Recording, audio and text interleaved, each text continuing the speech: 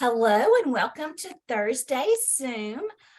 Today is your last day in Module 158. This module went by really fast because it's 5 days.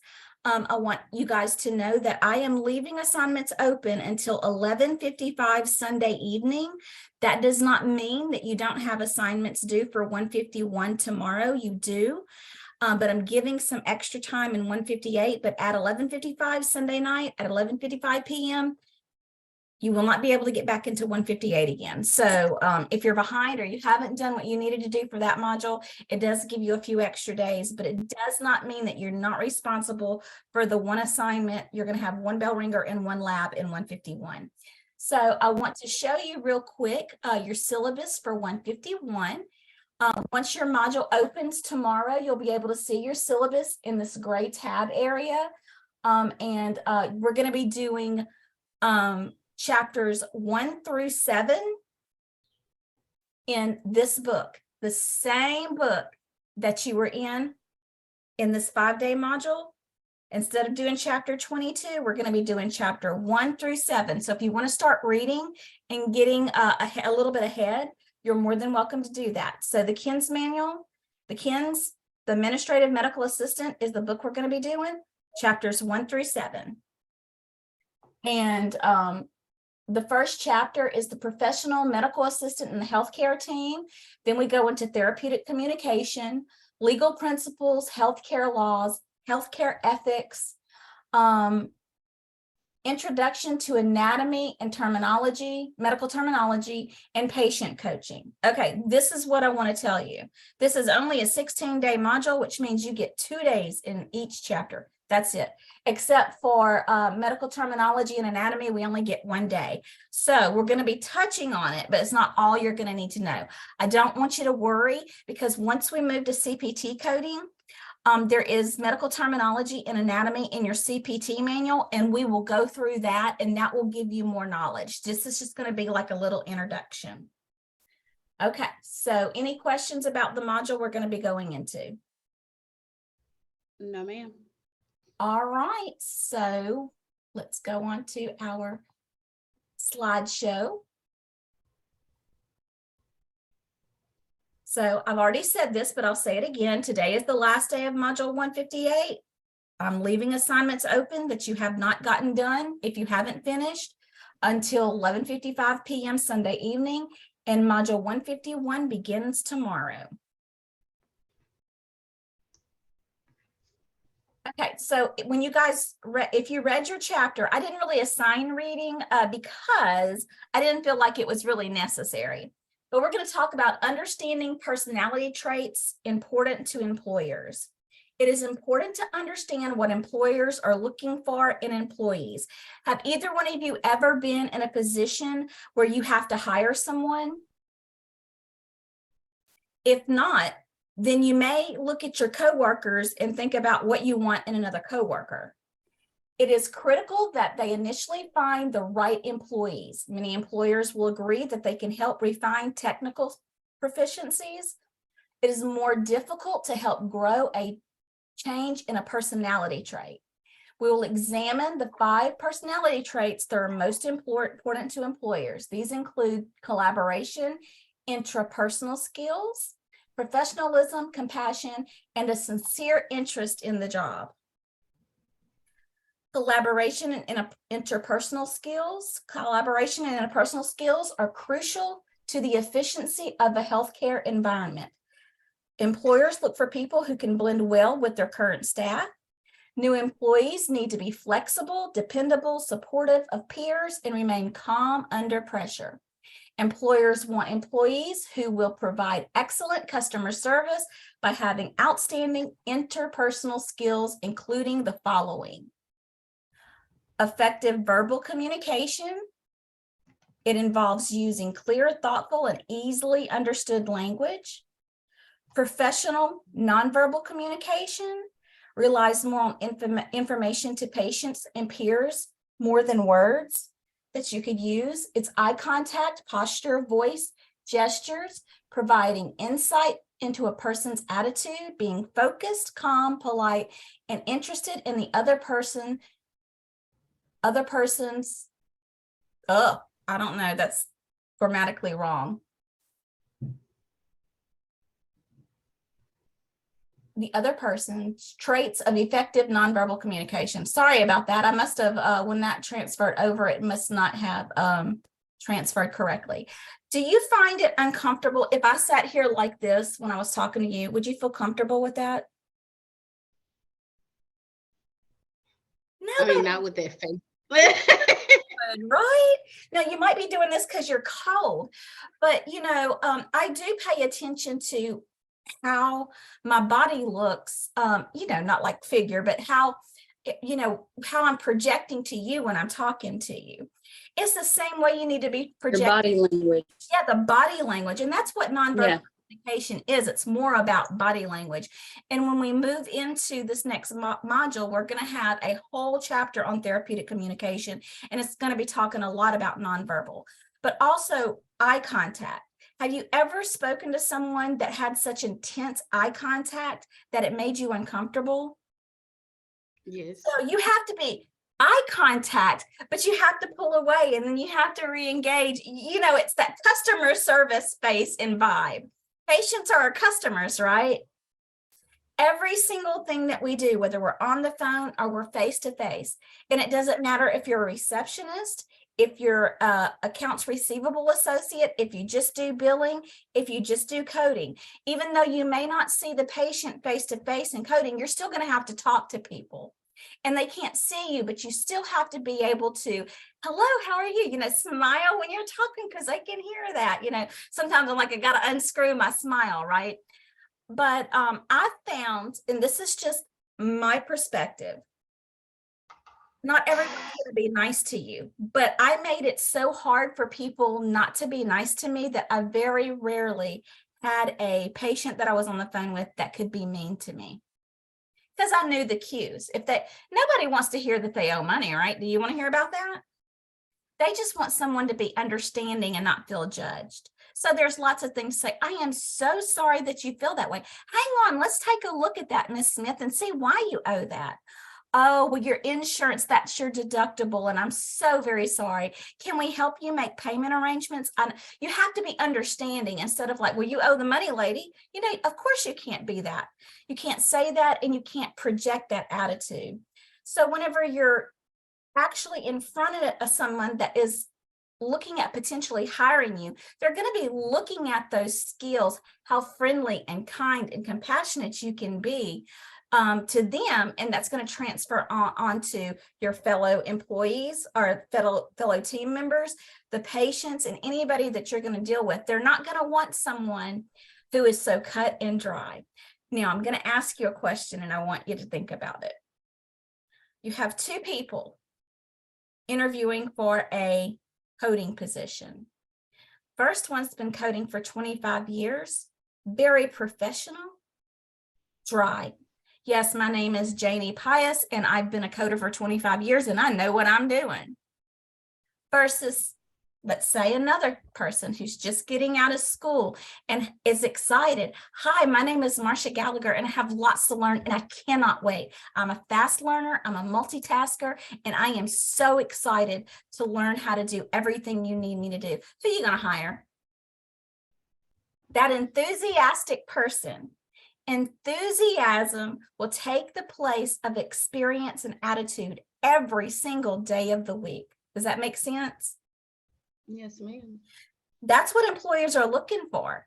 They're looking for someone that they can mold. They're not going to try to take a round peg and put it into a square hole. They're looking for someone to mold into that square, that they can mold and train into the employee they need to fit into their team, especially in our line of work. There's not a whole lot of us out there. All right, so I'm going to share my screen again so we can continue on with these slides. Another skill that we have to have, and I have to work on talking less and listening more, is good listening skills. It's critical when working with peers and patients for effective communication to occur. Listening must occur. Appropriate questions can draw others into the conversation and show others you are listening and care. Communication techniques such as reflecting, paraphrasing, summarizing, and asking for clarification are also excellent ways of demonstrating active listening skills. Good manners are essential, along with a basic understanding of the diversity of your patients. Professionalism. I'm not going to read a whole lot about that because we've already talked about professionalism, but we always have to maintain friendly and professional. There has to be a balance, right? It can't be all profession and no compassion. There has to be that meeting in the middle. Another aspect of professionalism is flexibility, punctuality. If you're not 5 minutes early, you're late. I'm telling you guys, get used to it.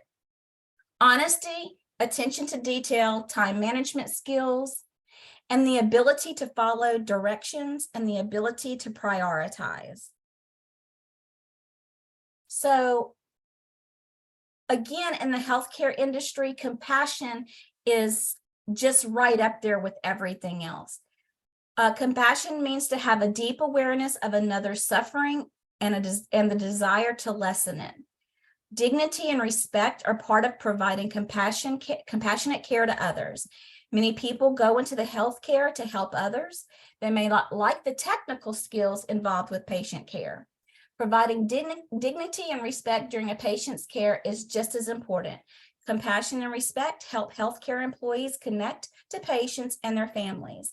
Acts of kindness and thoughtfulness that lessen stress are welcomed by the patients. So I'm going to stop share for just a few minutes. So let's talk a little bit about compassion. I really don't think that we lack in that area with the two students that I have here.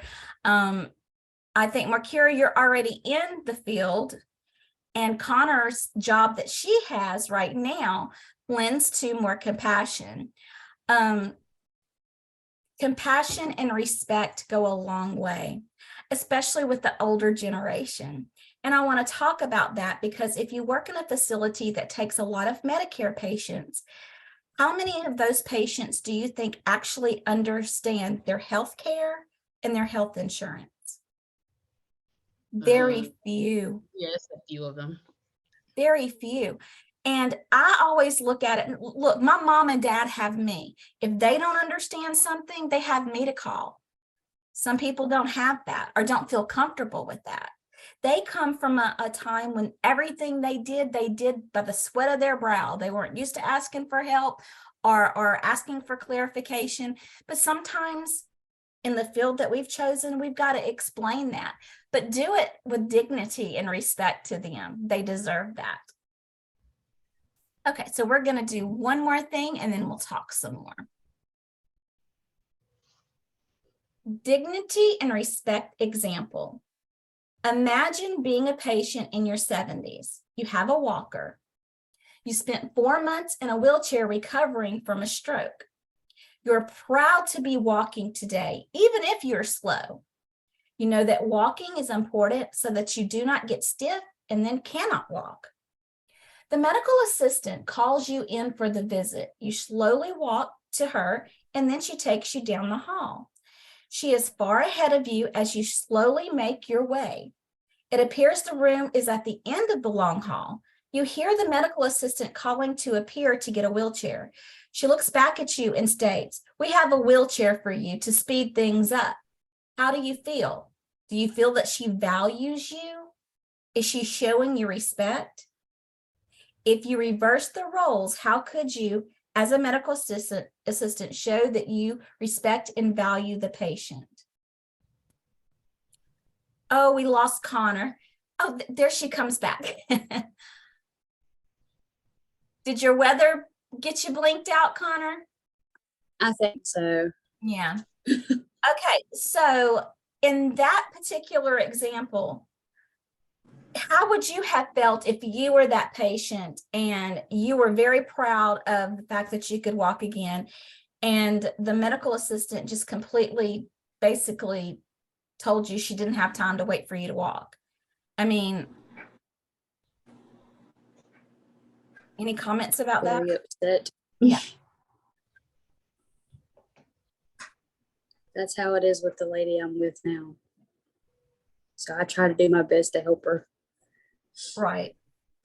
Well, I mean, even if you're with your grandmother at Walmart and she's taking a long time to walk, are you going to be saying, Grandma, hurry up, Grandma, hurry? No, you have the respect and you slow down and you talk to them while you walk, right? That's part of giving them dignity and respect and not making them feel like that you don't have time for them. How could she have handled that differently to where the patient would have felt like she was given dignity and respect? Hi, Tori. How you doing? Good. How are you? Good. Markira, can you think of a way that she could have changed that around and made the patient feel more comfortable? I feel like she could have offered like the wheelchair, like as an option, but I think it's the way that she said it.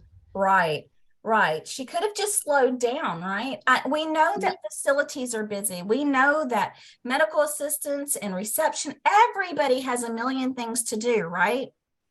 But Right. if we don't treat our patients correctly and give them dignity and respect, you know, we're not going to be busy anymore, right? So Right. what is that extra 2 or 3 minutes going to hurt in the scheme of the day if you take the time to slow down and talk to that patient and walk them to the room and say, I am so glad you're doing better after your stroke and you're walking. I see you're working hard. You know, we have to slow down and think of the patient first. Okay, so do we have any questions? I don't have any. Tori, how is module 158 going? It's going pretty well. I'm reading up a lot about it, so I'm in a better insight of just the basic brain fart. Just versus just the basic things about doing the resume and the cover. I'm sorry, it has completely changed. Okay, well, listen, the resume and cover letter, the cover letter, again, I don't want you guys getting too bogged down in that because it's a made up, well, it's a real job on Indeed, but it's not a cover letter that we're actually going to be sending out to anybody. So remember that when you're writing it, it's just to get the flow of it. Your resume is important. So spend a little more time on that. But again, you're going to have time to perfect that resume through the rest of this course. And I was just telling the other ladies that when you guys send me your resume, I'm sending it to Career Services and they'll let you know, maybe not right now, when you get closer to the end of the program, they'll let you know some changes or give you some tips on how they think you can make it better. I just need you guys to get it turned in so that I can get you your grade for it. Because this module, everything is going to be turned off Sunday night at 11:55. So all labs and bell ringers and everything has to be completed by 11:55 on Sunday. And tomorrow we're starting module 151. So I think your bell ringer today was an intro video to 151 too also. So, all right, ladies, do we have any questions, any comments, anything that you need? No, ma'am. I don't have any questions. I had just that one question about the do's and don'ts of professionalism. Okay. Well, I do want to say something. I want to thank you so much for coming to Zoom. This is how I get my inspiration. It's hard not being in a classroom. I've been doing this for 2 years online since COVID. And I miss being in front of the classroom. I probably said this last week too, but I just want you to know, I know you could choose to do other things with your time. And I really appreciate you coming to hear me talk about these things with you face to face. It just really, really, really encourages me as an instructor. And I love seeing your face. Even if I'm seeing black boxes, I love seeing your names. How about that? Markira, did you notice I did not make you turn your camera on? No, you did not. But let me try to. I'm trying to start it, but it's not letting me. It's all right. It's all Okay, right. hold We're pretty much done for the day. I'm going to make sure that I put this. I'm going to put this in news and announcements. So I'm going to email it out to everybody since Jen Zabar took my Zoom class off of the gray area, so that if you guys need to go back and rewatch anything. But I am here if you need anything. Have a great day and wrap up 158 if you haven't finished, and have a great weekend. on. Happy Thank you. Mother's Day. If Thank you're a you. mom, happy Mother's Day. Mother's Day is Sunday. Don't forget to tell Thank your mom you. happy Mother's Day. Happy Mother's Day to you as well. You I guys. hope y'all enjoy y'all Sundays, okay? Bye bye, everybody. Bye. Bye.